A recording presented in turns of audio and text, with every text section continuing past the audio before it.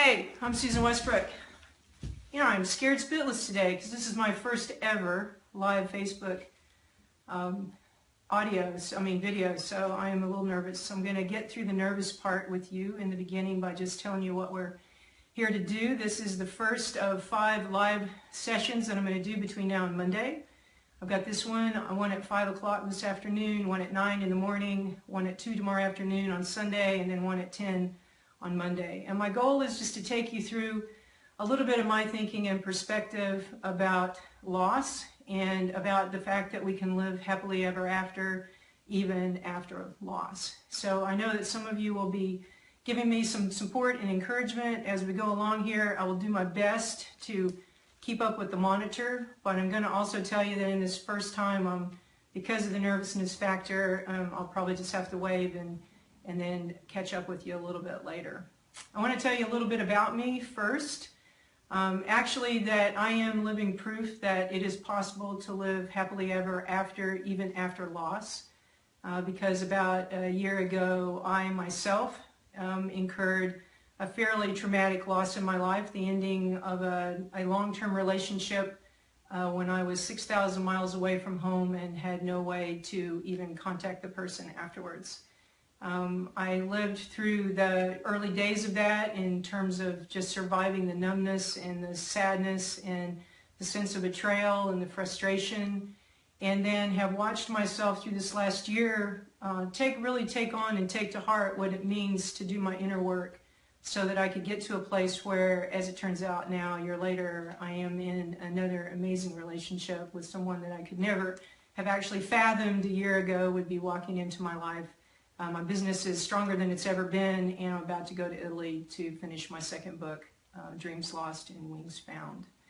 So I hope that it gives you some encouragement if you happen to be in the early stages of loss. What I want to do today is kind of you can see the chart behind me. I'm an old science teacher and college professor, so there'll be a lot of charts in these sessions because that's kind of how I roll. But I wanted to give you some visuals because I know that helps kind of structure your learning as we go along. I want to share what I know about grief and loss based on what I learned this last year from my own personal experience. And then I want to give you the secret to living happily ever after.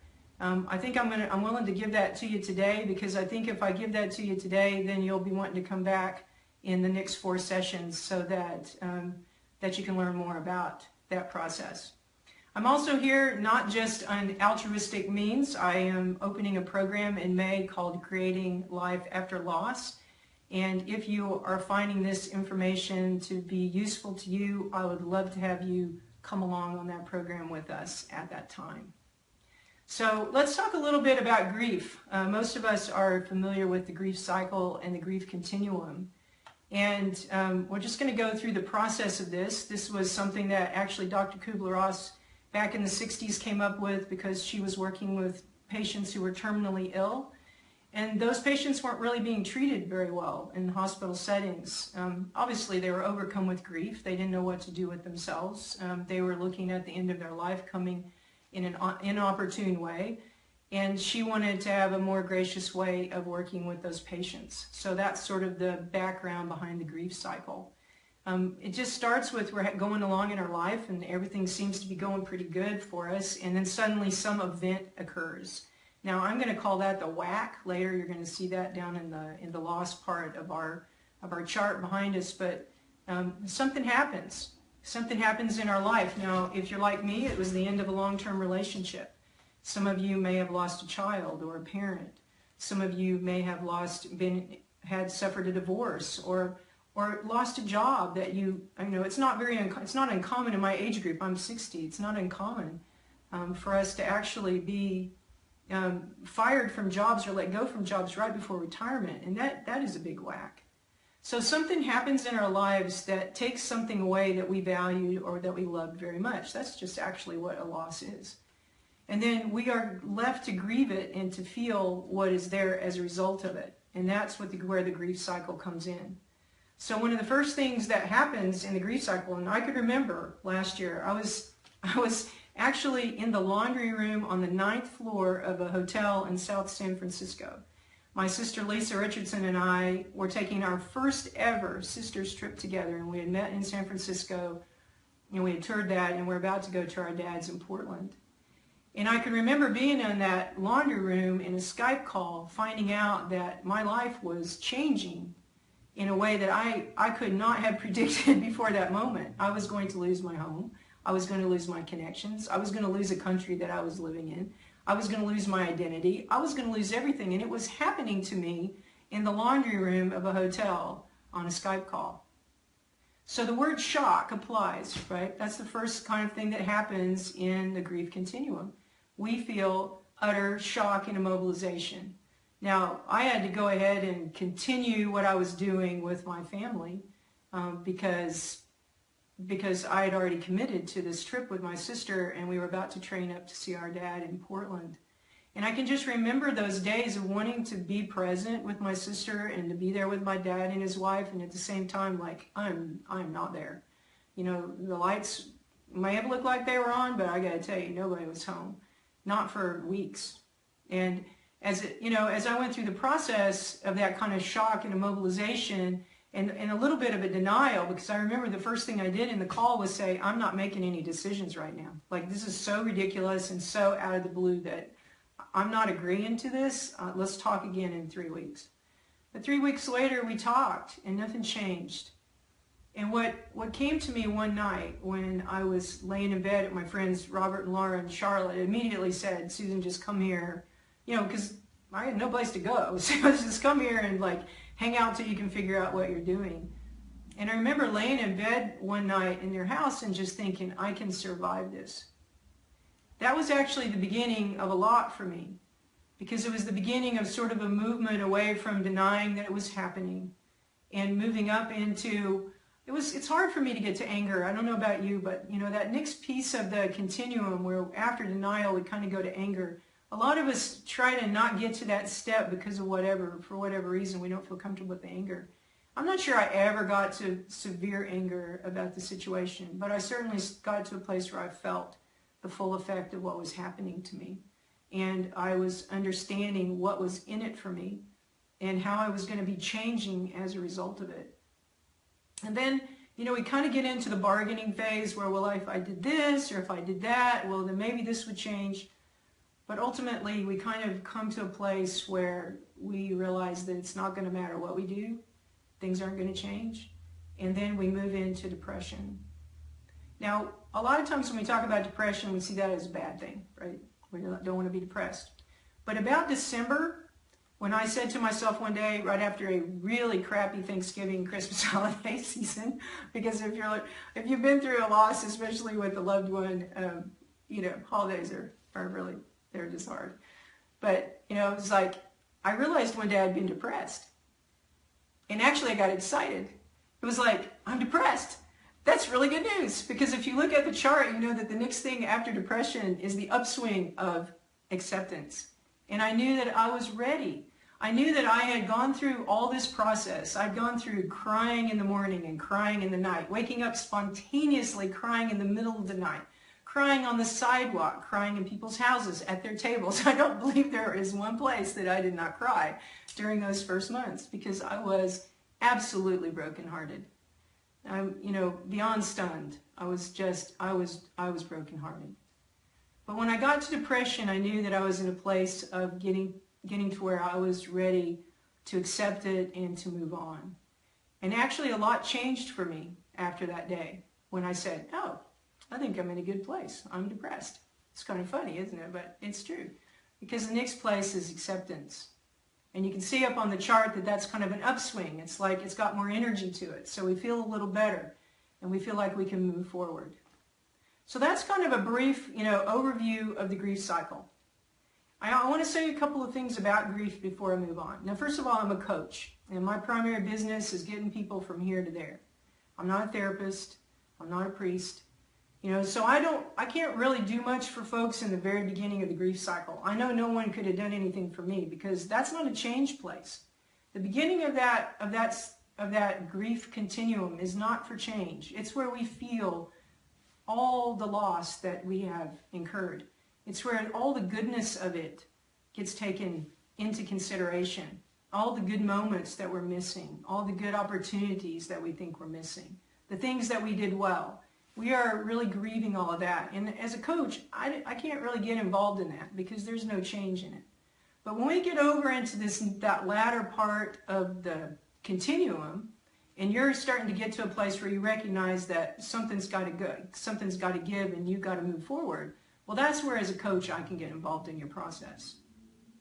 But what I did notice for myself in that process is that grief has an arc. It has this place where we've got to go through it, and we've got to get to the top of it, and then it's going to get to a place like I did in December where I'm going to say, hey, I am depressed, and that's a good thing because I'm on my way out of here.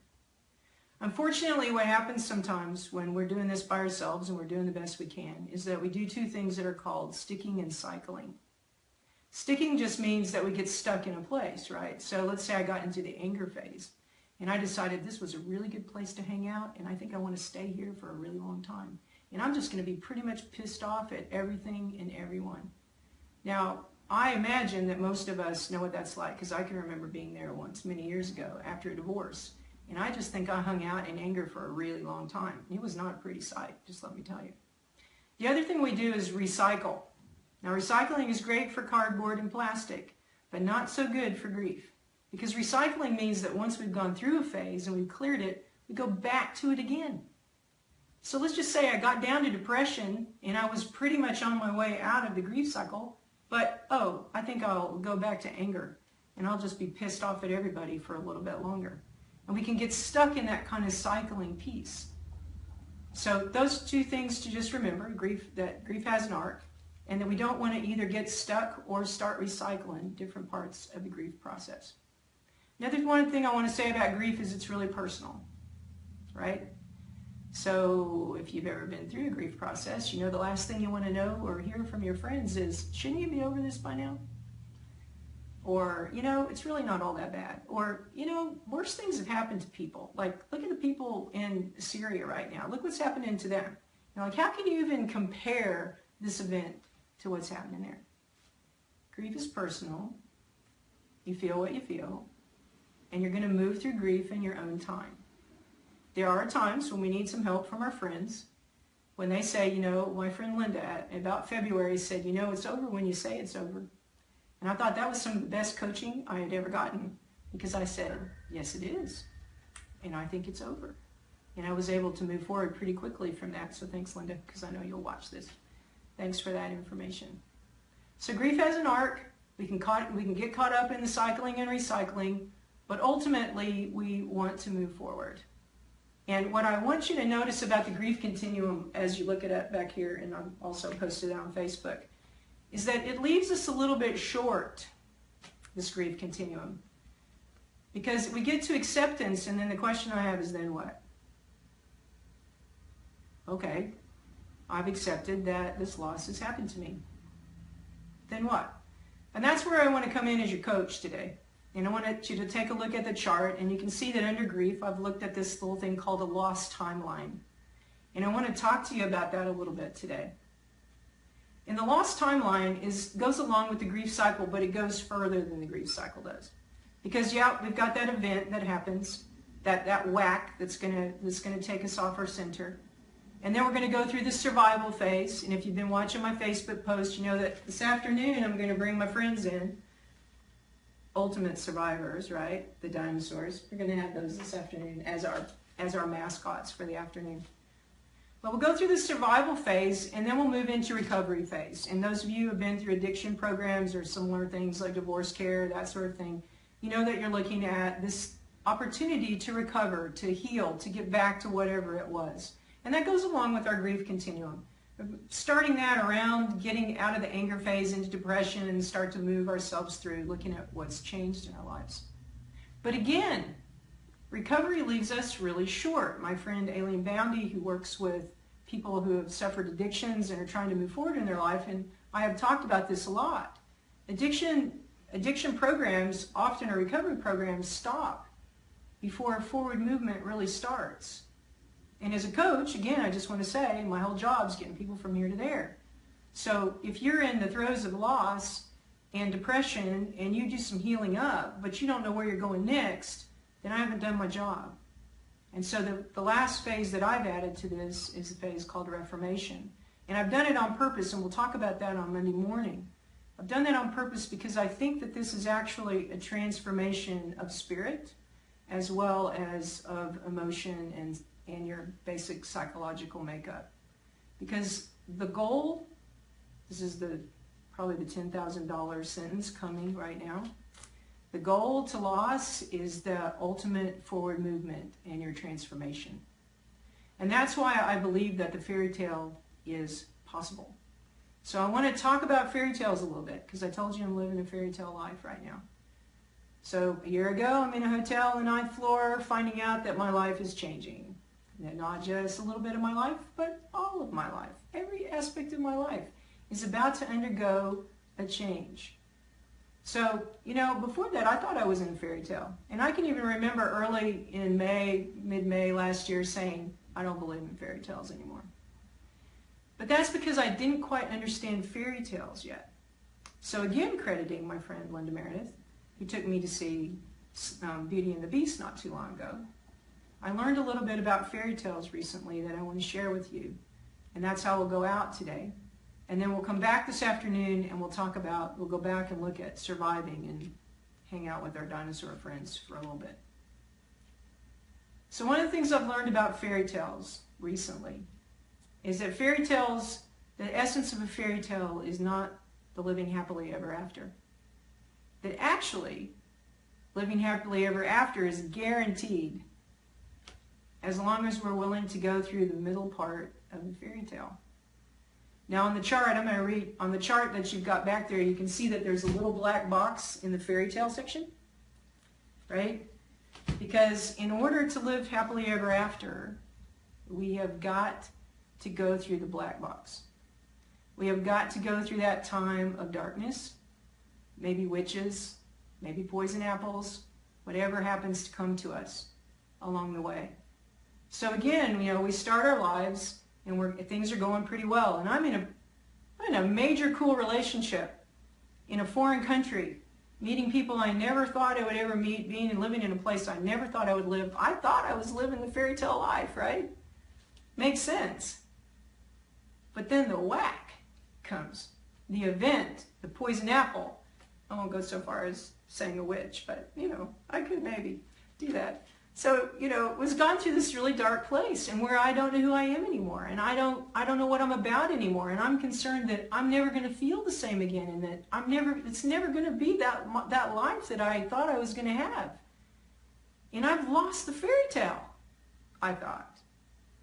Well, it turns out that actually I was absolutely in the midst of my fairy tale.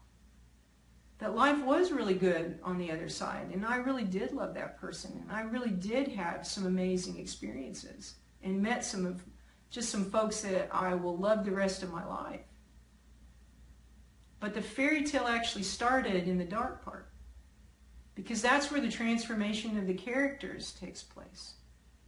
And so when Linda and I were watching Beauty and the Beast a few weeks ago, that's what I saw happen. I saw the beast change. I saw him become transformed. And because he was transformed, he was more lovable and he was able to love. And as a result of that, all of their lives changed. All those people that had become objects in the house were able to be transformed at the end, and they all lived happily ever after. I am living the fairy tale because I spent the last year going through the dark box phase. And I also spent it doing my work. And I want to credit the people that were a part of that. Because during this whole session, this whole last year, I've been a part of Lucid Living's Great Story Coaching Program. In the second year of that program, in the Mastery Program. And I had a community around me. And I had coaching.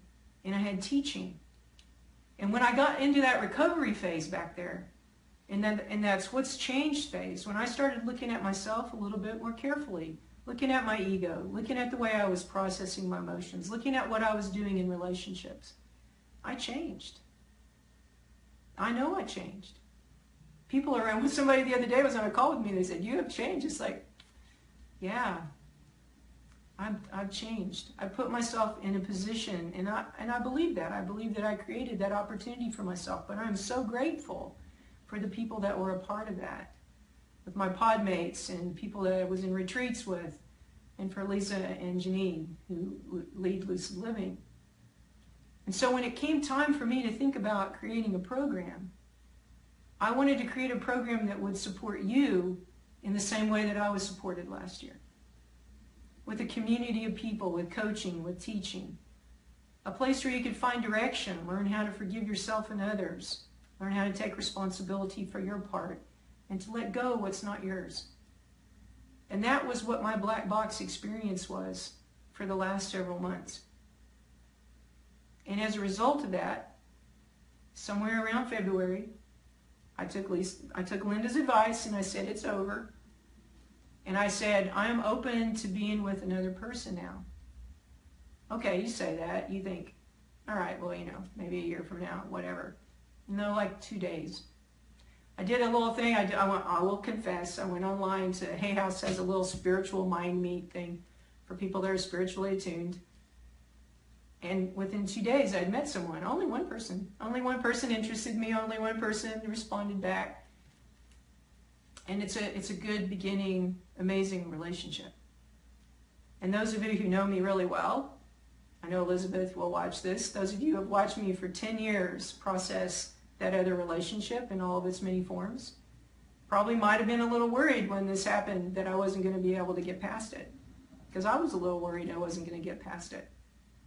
But what I can tell you is if you're willing to go through that black box of the fairy tale, if you're willing to believe in happily ever after if you do your own work, because this is the only person that we can really control and change, right? Can't do anything about the witches and poison apples out there. But if you're willing to do that, then happily ever after it can happen. And in my life right now, my business is better than it's ever been. I'm in a new relationship and I'm about to go to Italy to finish my second book, Dreams Lost, Wings Found. So I believe I am living the fairy tale life, and I think I know the secret. And I'm going to give that to you now, because I think you already know the secret too. And that is, you have to surrender yourself to the transformational work of your loss. You have a loss for a purpose. Now I know some of you have lost children. I can't understand that. I don't know what the bigger picture is of that. But I know that when we're called into loss, it's because we have some work to do that we're not doing yet. And that there is a bigger vision for us often than we have for ourselves. And that loss helps us move toward that vision if we're willing to surrender to the transformation that it can bring. And if we do that, then we get the fairy tale, right? We get to go from the thing that happened to us that we think we'll never live through and life will never be the same again. We surrender to the black box and all that's going to go on in there, in our own inner world. And we come out the other side living happily ever after. At least until the next loss, and then we can go through another black box, and yes, I know, it goes on in our lives. So as a coach, I'm not here to try to keep you from ever experiencing a loss in your life. I'm just here to tell you from my own experience and to encourage you that that loss that you encountered is there for your benefit and for a purpose, and that is definitely not there so that you can settle for whatever you can get. It's there so that you can flourish and be the best and have the best life that you can imagine. So I want to say thanks to all the people that have been writing text up here on the screen. I've got these 60-year-old eyes, so I'm not seeing everything, but I will get back with you. I have seen the little floating blue things going across, so I really appreciate that, and it's made me feel like I've been well supported today. And I want to invite you back at 5 p.m. Central, at what point we are going to talk to our dino friends here a little bit more about surviving loss and why the survival stage is important. And I'm really not into violence on the Facebook Live, so there will be no eating of dinosaurs during that time, but I'll get back to you then. and I'm hoping I can figure out how to turn this thing off. But until then, I'll let you take a look at my dyno friend here, and I'm going to finish. See you later this afternoon. Bye-bye.